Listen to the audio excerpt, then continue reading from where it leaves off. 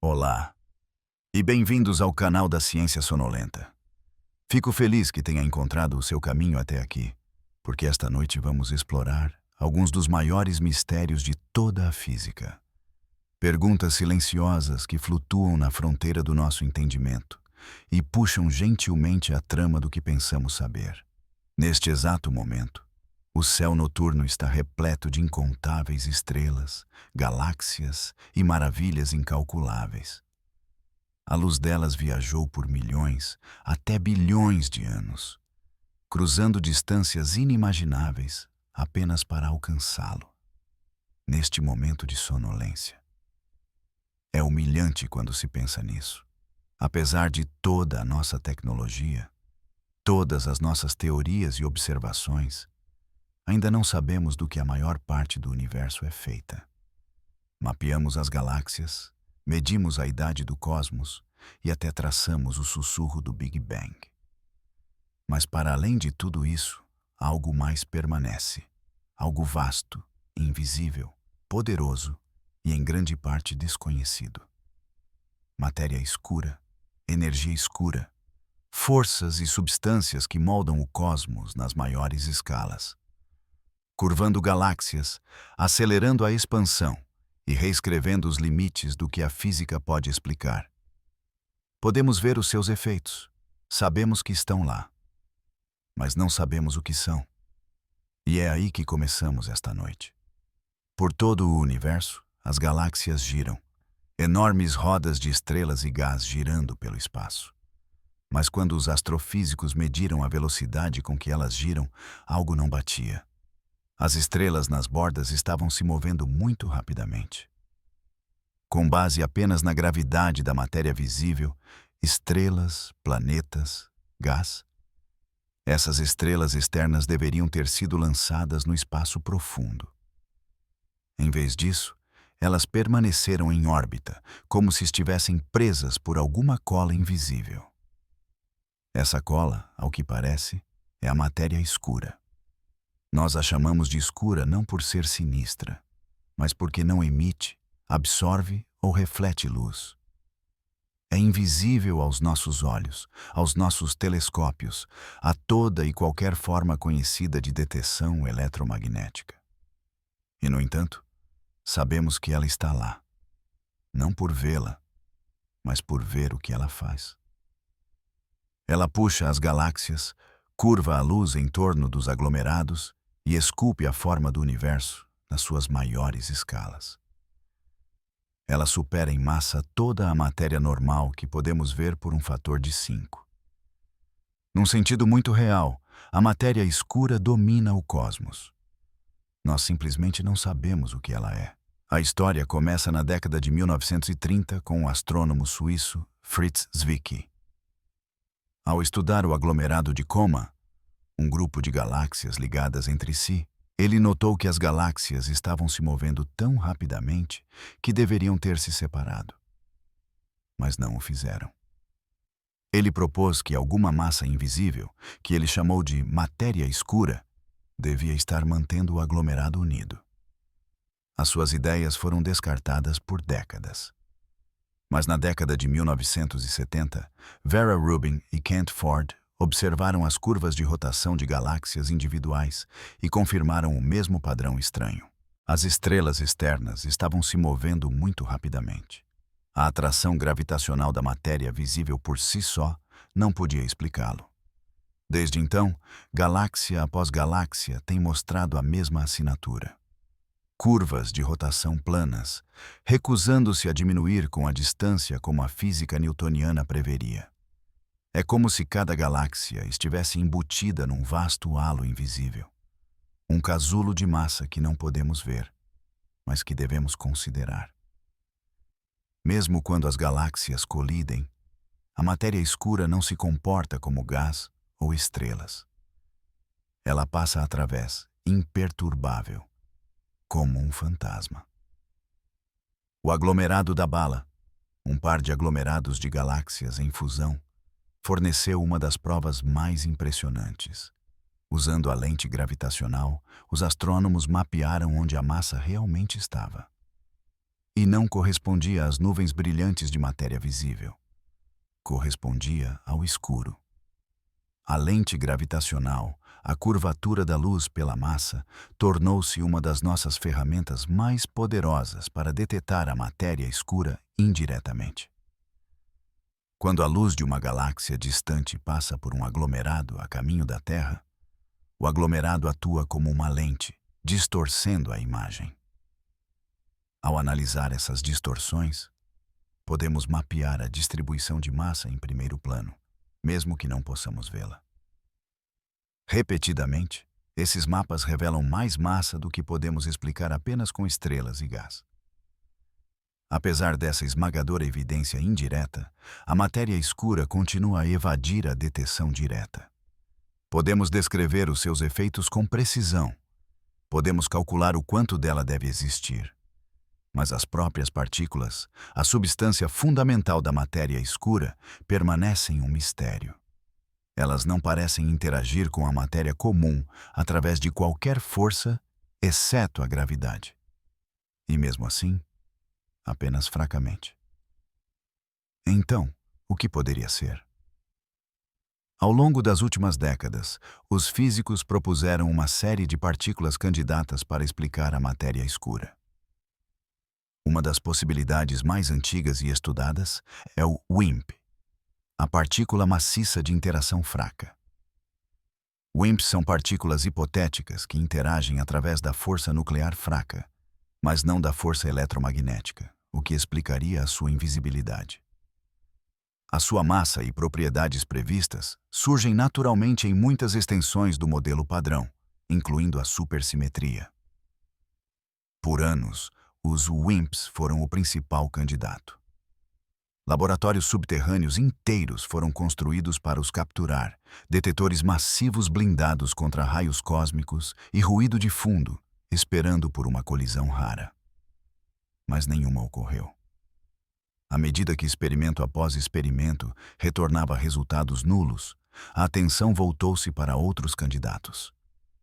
Um deles é o Axion, uma partícula leve e fantasmagórica proposta pela primeira vez para resolver um problema na cromodinâmica quântica, a teoria da força forte. Axions são incrivelmente leves, mas poderiam existir em quantidades tão enormes que somariam uma importante fonte de massa. Detetores especializados estão agora sintonizando as frequências estreitas que os axions poderiam produzir ao se converterem em fótons num campo magnético. Outras ideias vão mais longe. Neutrinos estéreis, partículas do setor oculto, até buracos negros primordiais. Alguns pesquisadores sugerem que a matéria escura pode não ser uma partícula, mas sim uma modificação da gravidade. Uma abordagem conhecida como dinâmica newtoniana modificada, ou MOND. E, no entanto, nenhuma dessas opções ainda respondeu ao enigma. Do que a matéria escura é feita permanece incerto. Mas o que ela faz, como ela molda o universo, é melhor compreendido. De facto, sem a matéria escura, o cosmos como o conhecemos não poderia existir. No universo primordial, pouco depois do Big Bang, a matéria comum era demasiado quente e energética para colapsar em estruturas. Ela interagia fortemente com a luz, o que a impedia de se aglomerar. Mas a matéria escura, não afetada pela radiação, podia começar a formar regiões densas, mesmo nos primeiros momentos do tempo. Estes tornaram-se os poços gravitacionais, nos quais a matéria comum acabaria por cair. Desta forma, a matéria escura serviu de andaime. Pequenas flutuações na densidade da matéria escura forneceram as sementes em torno das quais galáxias e aglomerados podiam crescer. Simulações da evolução cósmica mostram isto vividamente. Quando a matéria escura é incluída, a rede resultante de estrutura em grande escala, redes filamentosas de galáxias e vazios, corresponde ao que vemos no céu. Sem a matéria escura, o universo não se pareceria em nada com o que é. Não haveria galáxias, nem aglomerados, nem estrelas, e muito provavelmente, nem nós. Mas a história fica ainda mais estranha. No final da década de 1990, duas equipes independentes de astrônomos estavam a estudar supernovas distantes, explosões estelares brilhantes que servem como marcos cósmicos. Eles estavam a tentar medir a velocidade com que a expansão do universo estava a desacelerar. A gravidade, afinal, puxa as coisas juntas. Então, a suposição era que, com o tempo, a expansão do Big Bang estaria a desacelerar. Mas quando os resultados chegaram, os astrônomos ficaram chocados. As supernovas eram mais escuras do que o esperado, mais distantes do que deveriam estar. O universo não estava a desacelerar, estava a acelerar. Esta descoberta de que a expansão cósmica está a acelerar abalou os alicerces da cosmologia. Algo estava a empurrar o próprio espaço para se esticar cada vez mais rápido, desafiando a força da gravidade. Mas o que poderia ser? A explicação mais simples, proposta pela primeira vez por Einstein e depois descartada, era a constante cosmológica, um tipo de energia intrínseca do espaço. Mas mesmo essa ideia levantou questões espinhosas. Se o espaço contém energia, quanta? Por que essa quantidade? E de onde ela vem? Na falta de respostas, os físicos deram ao fenômeno um novo nome: energia escura. Mas, tal como a matéria escura, permanece invisível, conhecida apenas pelos seus efeitos. À primeira vista, energia escura e constante cosmológica podem soar como dois nomes para a mesma coisa. Mas há uma diferença importante. A constante cosmológica, denotada pela letra grega lambda, é um valor fixo, uma densidade de energia uniforme que preenche o espaço de forma homogênea, nunca mudando ao longo do tempo. Foi introduzida por Einstein em 1917 como um fator de ajuste para manter o universo estático, mais tarde descartada quando a expansão do universo foi descoberta. Mas agora, à luz do cosmos em aceleração, ela regressou, não como um erro, mas como um sério candidato. A energia escura, por contraste, é um termo mais amplo. Ela abrange a constante cosmológica, mas também inclui possibilidades mais exóticas. E se esta energia não for constante? E se ela evoluir ao longo do tempo? Essas alternativas caem sob o guarda-chuva da energia escura dinâmica, com um dos modelos mais estudados conhecido como quintessência. Nessas teorias, a energia escura é um campo que varia ao longo do tempo e do espaço, mais parecido com os campos escalares usados na cosmologia inflacionária. Dependendo do seu comportamento, ela poderia levar o universo a expandir-se para sempre, a despedaçar-se ou a desacelerar novamente numa futura época. Mas não importa o modelo. O efeito é o mesmo. A energia escura domina o comportamento em grande escala do universo. Cerca de 68% do conteúdo total de energia do universo parece estar na forma de energia escura. Ela não se aglomera como a matéria e não se dilui à medida que o espaço se expande. Em vez disso, exerce um tipo de pressão negativa, uma força repulsiva tecida no próprio tecido do espaço-tempo. Este impulso sutil, mas persistente, afeta a taxa de expansão do universo, o crescimento das estruturas cósmicas e até o destino final de tudo o que conhecemos. Ao longo de bilhões de anos, a energia escura remodelou o cosmos. No universo primordial, a matéria, tanto normal quanto escura, era a força dominante. Ela puxava as nuvens de gás, forjava galáxias e esculpia a grande teia cósmica.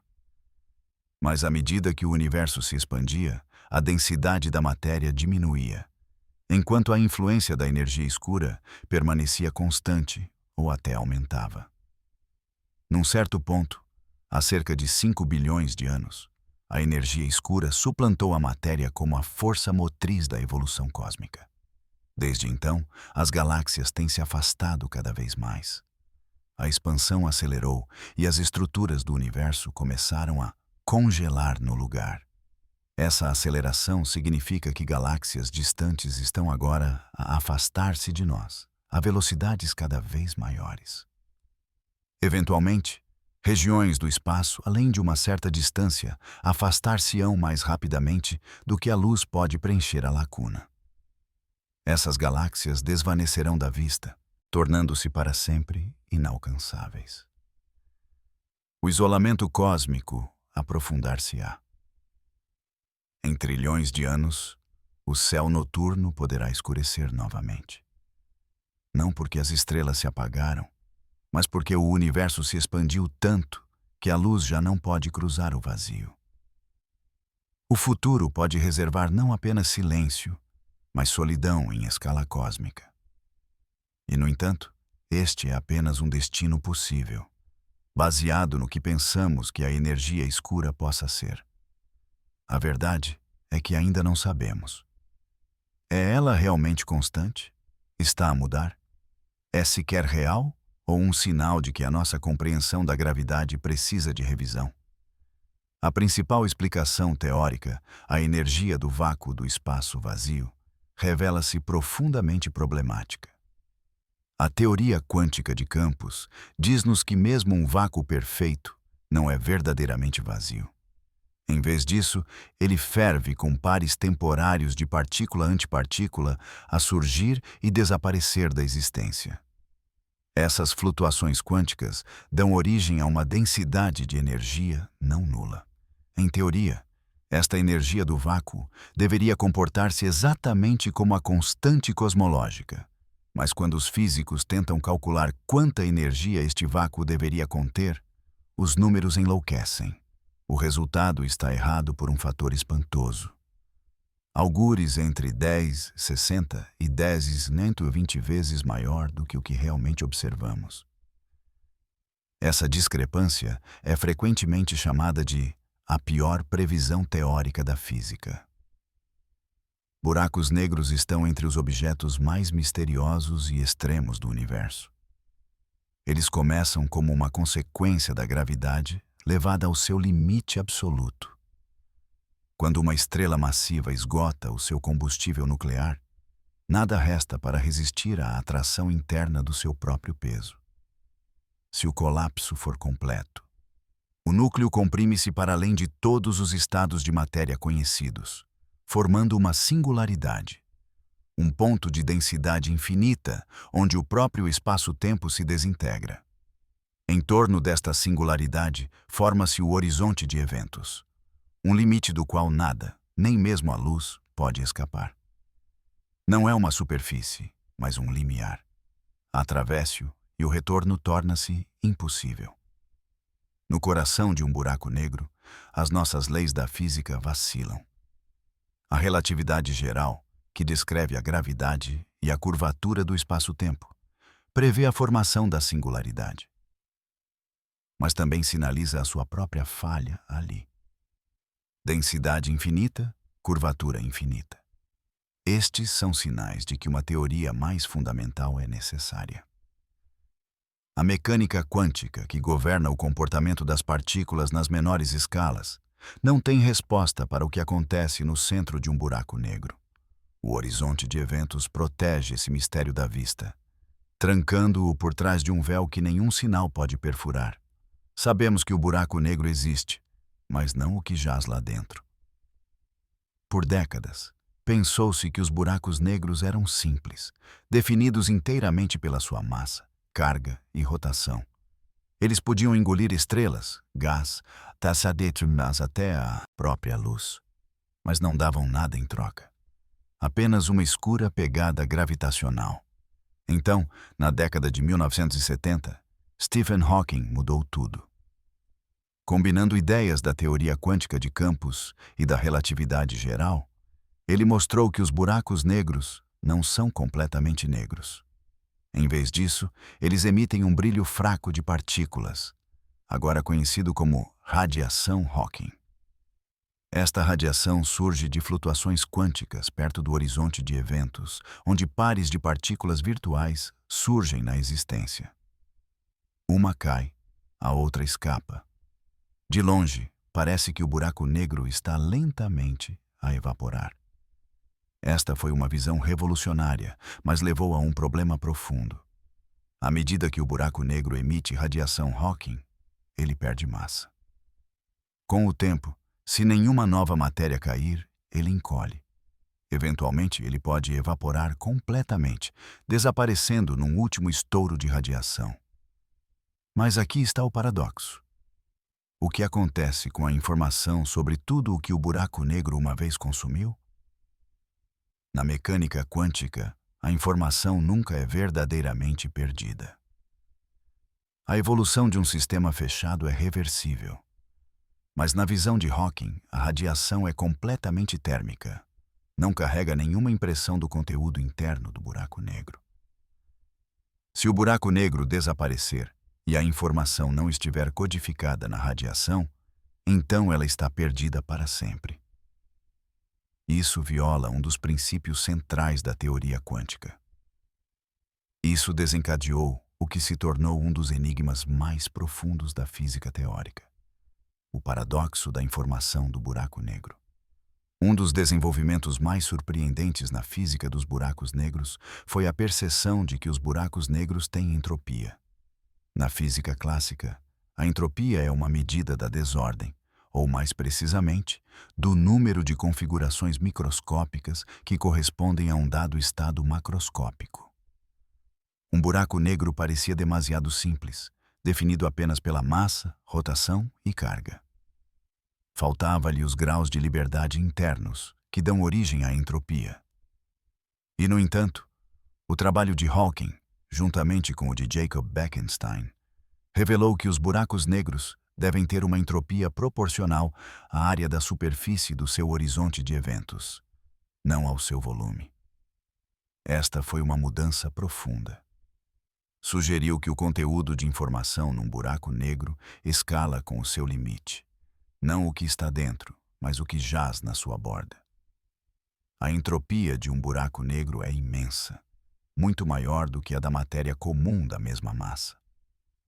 Essa conexão entre área e entropia levou ao princípio holográfico, a ideia de que a descrição fundamental de uma região do espaço pode ser codificada na sua fronteira como um holograma.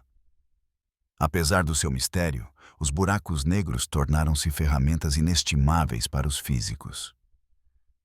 Eles não são apenas curiosidades astrofísicas, são crisóis, onde as leis conhecidas da natureza são levadas ao seu limite.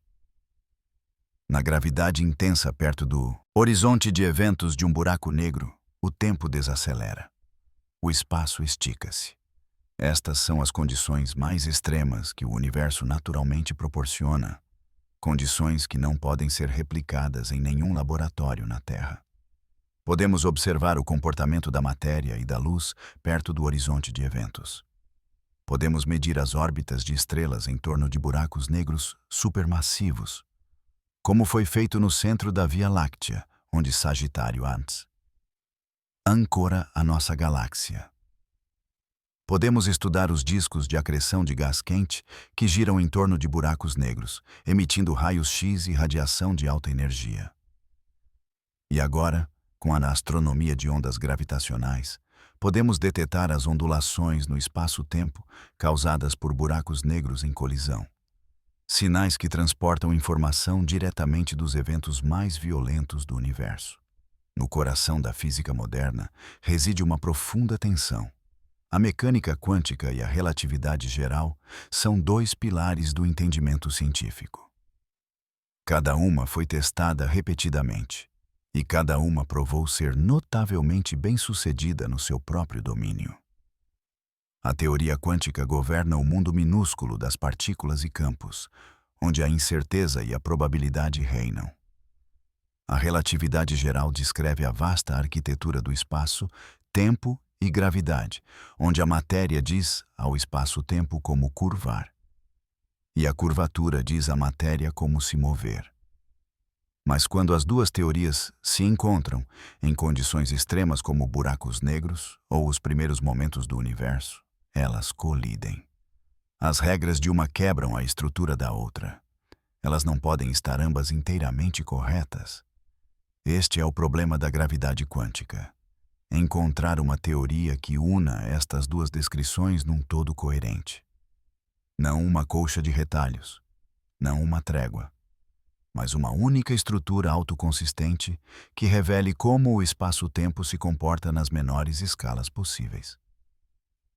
Uma das abordagens mais ambiciosas é a teoria das cordas.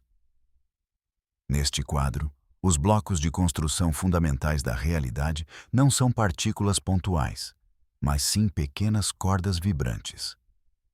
Diferentes modos vibracionais da corda correspondem a diferentes partículas, um elétron, um fóton, um graviton. Uma grande força da teoria das cordas é que ela naturalmente inclui a gravidade. O graviton, um quantum hipotético do campo gravitacional, emerge da teoria sem ser inserido manualmente. A teoria das cordas também unifica as outras forças fundamentais, sugerindo que todas as interações podem surgir de um único princípio subjacente. Mas há um porém. Para que as equações funcionem, a teoria das cordas requer dimensões extras. Não apenas as familiares 3 do espaço e uma do tempo, mas 10 ou até 11 dimensões no total. Essas dimensões extras devem estar enroladas em escalas muito menores do que os átomos, escondidas da vista. Há muitas maneiras possíveis de moldar essas dimensões, cada uma dando origem a diferentes físicas de baixa energia. Isso leva à chamada paisagem de cordas, uma vasta gama de universos possíveis, cada um consistente por si só. Uma abordagem alternativa é a gravidade quântica em loop, uma tentativa não baseada em cordas de quantizar o próprio espaço-tempo. Nesta visão, o espaço não é contínuo, mas composto de pequenas unidades discretas, laços de geometria quântica. Esses laços formam uma rede que evolui ao longo do tempo, de acordo com regras quânticas específicas. Espaço e tempo não são cenários suaves, mas propriedades emergentes que surgem da estrutura quântica subjacente. As equações da relatividade geral emergem no limite de grande escala, assim como a termodinâmica emerge do movimento das moléculas. No coração da gravidade quântica reside uma questão fundamental. O espaço é contínuo ou é feito de unidades discretas? Na relatividade geral, o espaço e o tempo formam um tecido suave e contínuo. Mas a mecânica quântica sugere que em escalas muito pequenas, essa suavidade deve desaparecer.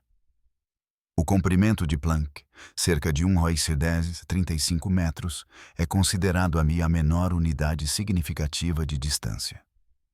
Abaixo desta escala, as flutuações quânticas na geometria tornam-se tão intensas que o próprio espaço perde o seu significado clássico. As distâncias tornam-se indistintas. A própria noção de onde começa a dissolver-se. Em todo o lado que olhamos no universo, vemos matéria. Galáxias, estrelas, planetas, poeira, gás. Tudo feito de átomos. E os átomos são feitos de prótons, nêutrons e elétrons. Partículas de matéria. Mas aqui está o enigma. De acordo com as nossas melhores teorias do universo primordial, a matéria não deveria existir nesta abundância. De fato, não deveria existir de todo. Quando a energia se condensa em partículas, deveria criar matéria e antimatéria em quantidades iguais. Um próton e um antipróton. Um elétron e um pósitron. Lado a lado. Mas se isso tivesse acontecido perfeitamente, essas partículas teriam se aniquilado mutuamente, deixando para trás apenas radiação. Sem galáxias, sem átomos, sem pessoas. No entanto, de alguma forma, nos primeiros momentos do universo, ocorreu um sutil desequilíbrio, um pequeno excesso de matéria sobre antimatéria, Para cada bilhão de pares de matéria e antimatéria, havia uma partícula extra de matéria. Essa pequena diferença foi suficiente. O resto aniquilou-se em luz, mas os restos formaram tudo o que vemos hoje. Este processo, a origem da assimetria entre matéria e antimatéria, é conhecido como bariogênese e permanece uma das questões não resolvidas mais profundas da física. A busca por respostas começa com a violação de CP, uma quebra sutil nas simetrias da natureza. Em física, a combinação de conjugação de carga e transformação de paridade descreve como as partículas se comportam quando são invertidas para os seus opostos de imagem espelhada e trocadas com as suas antipartículas. Se as leis da física fossem perfeitamente simétricas, a CP seria válida. Matéria e antimatéria comportar-se-iam identicamente. Mas experimentos têm mostrado que isso não é bem verdade. Em certos decaimentos de partículas, as probabilidades diferem ligeiramente para a matéria e a antimatéria. No entanto, a violação de CP, observada até agora, é demasiado pequena para explicar o desequilíbrio matéria-antimatéria que vemos hoje. O modelo padrão inclui violação de CP, mas não o suficiente. Isso sugere que nova física deve existir. Processos ou partículas, além do modelo padrão, que produziram as simetrias mais fortes no universo primordial. Uma teoria proeminente é a bariogênese eletrofraca, que propõe que durante a transição de fase eletrofraca, quando as forças eletromagnética e nuclear fraca se separaram, certas interações favoreceram a criação de matéria. Outra possibilidade vem da leptogênese, uma teoria em que a assimetria começa não com baríons, mas com leptons.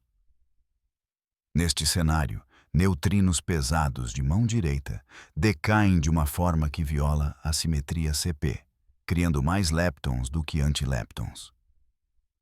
Essas assimetrias de leptons são então convertidas em assimetrias de baríons através de interações em energias muito altas. As consequências da assimetria matéria-antimatéria estão escritas em toda a estrutura do universo.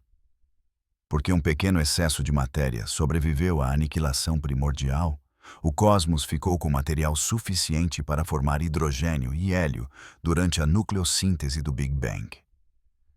Esses elementos semearam as primeiras estrelas, que forjaram átomos mais pesados através da fusão nuclear e supernovas. Desses átomos vieram planetas, moléculas, vida. A própria existência de galáxias repousa sobre esse desequilíbrio de 1 em 1 bilhão estabelecido nos primeiros momentos do universo. Se a simetria tivesse sido exata, o universo teria terminado num mar de fótons, quente, denso e completamente estéril. Durante a maior parte da história humana, a palavra universo significava tudo. Todo o espaço, todo o tempo, toda a existência. Um todo único e coerente. Mas na física moderna, essa ideia começou a desvendar-se. O que chamamos de universo pode ser apenas uma bolha num mar cósmico muito maior. Para além da fronteira do que podemos observar, outras regiões podem existir, talvez governadas por leis diferentes, moldadas por constantes diferentes, estruturadas de maneiras que mal podemos imaginar. Juntos, eles formam o que muitos agora chamam de multiverso. Um grande conjunto de universos, com o nosso sendo apenas um exemplo. Esta ideia radical não começou como especulação. Ela começou com a inflação, uma solução para enigmas no modelo do Big Bang. Por que o universo é tão plano? Por que o fundo cósmico de micro-ondas é tão uniforme? E por que não há monopolos magnéticos ou outras relíquias exóticas? A solução foi a inflação cósmica. Um breve período de expansão exponencial na primeira fração de segundo após o Big Bang. Durante esta fase, o espaço expandiu-se mais rapidamente do que a velocidade da luz, suavizando a curvatura. esticando as flutuações quânticas em estruturas cósmicas e diluindo relíquias indesejadas até a invisibilidade. A inflação resolveu muitos problemas de uma vez e tornou-se fundamental para a cosmologia moderna. Mas ela tem as suas próprias implicações, e uma delas é o multiverso. Em muitos modelos, a inflação não termina em todo o lado ao mesmo tempo. Ela termina em algumas regiões, criando universos bolha como o nosso, enquanto continua noutras. Este processo, conhecido como inflação eterna, leva a um cosmos autorreplicante, gerando constantemente novas regiões com as suas próprias condições físicas. Algumas bolhas podem conter leis semelhantes às nossas. Outras podem ser selvaticamente diferentes. Nesta imagem, o Big Bang não foi o início de tudo, apenas o início do nosso pedaço local. Não existe apenas um tipo de multiverso. A física moderna propõe várias versões distintas. O multiverso inflacionário. Incontáveis universos, bolhas gerados pela inflação eterna, cada um com as suas próprias leis e constantes locais. O multiverso quântico. Da interpretação de muitos mundos da mecânica quântica. Cada evento quântico com múltiplos resultados faz com que o universo se ramifique, criando histórias paralelas onde cada possibilidade é realizada. A paisagem de cordas. Na teoria das cordas, o enorme número de estados de vácuo possíveis poderia dar origem a diferentes universos embutidos em dimensões extras. Com até 10 de 500 configurações possíveis, o número de universos potenciais está além do astronômico. Essa variedade pode ajudar a explicar um mistério antigo. Por que o nosso universo parece tão perfeitamente ajustado para uma vida? As constantes fundamentais da natureza, a força da gravidade, a carga do elétron, a massa do próton, a densidade da energia escura, todas caem dentro de uma faixa estreita que permite a formação de estruturas complexas. Um ligeiro aumento na constante cosmológica impediria que as galáxias coalescessem.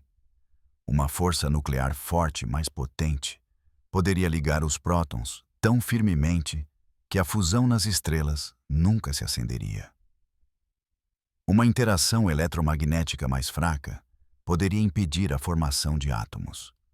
Num multiverso com inúmeras variações, a maioria das regiões seria estéril, demasiado caótica, demasiado efêmera ou governada por leis hostis à complexidade.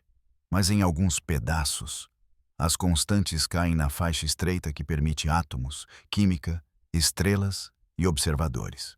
Nós encontramos-nos num desses pedaços, não porque seja o único, mas porque é o único em que poderíamos estar. Nem todos aceitam o multiverso como científico. A questão central é a testabilidade. Se outros universos estão para sempre, além do nosso horizonte cósmico, inalcançáveis pela luz ou por sinal, como poderemos alguma vez verificar a sua existência? Alguns críticos argumentam que o multiverso, embora matematicamente consistente, pertence mais à metafísica do que à física. Outros discordam, salientando que o multiverso não é uma teoria em si, mas uma consequência de teorias que já usamos. Inflação, teoria das cordas e mecânica quântica. Ainda assim, as buscas por evidências potenciais continuam. Em modelos de colisões de bolhas durante a inflação, dois universos poderiam teoricamente colidir nas suas bordas, deixando impressões no fundo cósmico de micro-ondas. Até agora, nenhuma evidência foi encontrada. Mas a possibilidade permanece. Talvez ainda esteja acordado. Ou talvez já esteja a flutuar em algum lugar mais profundo, deixando os últimos pensamentos dissolverem-se no silêncio. De qualquer forma, está tudo bem. O universo não se importa se perdeu um detalhe ou adormeceu no meio de um pensamento. Ele ainda estará aqui, quieto, estável, cheio de perguntas. E é isso que o torna um companheiro tão gentil. Ele não nos pede nada. Ele simplesmente se desdobra. Esta noite, traçamos os contornos de mistérios, suaves como sombras. Não para os resolver, mas para sentir a sua forma. Matéria escura que não podemos ver, mas sentimos na forma como as galáxias se movem. Energia escura que afasta as estrelas em silêncio. Buracos negros onde o espaço se volta para dentro e o tempo escapa. A estranha dança das partículas e probabilidades, a tranquila assimetria que nos permite existir. E além de tudo isso, talvez outros mundos, inalcançáveis, incognoscíveis, mas não impensáveis. Há conforto em não saber tudo, em aceitar que o universo nem sempre se explica de imediato. E nessa tranquila incerteza, podemos descansar. Talvez a sua respiração tenha diminuído. Talvez os seus membros se sintam mais pesados. Talvez as perguntas tenham começado a desvanecer-se no fundo, como estrelas atrás de um céu nublado. Deixe-as desvanecer. Deixe os seus pensamentos expandirem-se, amplos e sem peso. A ciência esperará por si amanhã, ou na próxima semana, ou noutra noite suave. Dormir não significa que perdeu a história. Significa que se tornou parte dela. Porque isto também faz parte da ciência, os momentos tranquilos, a quietude, a curiosidade que continua mesmo quando fechamos os olhos. Um tipo de sonho que não pede respostas, mas maravilha. E assim, sob as estrelas tranquilas, a história continua. Durma bem e sonhe com infinitas possibilidades.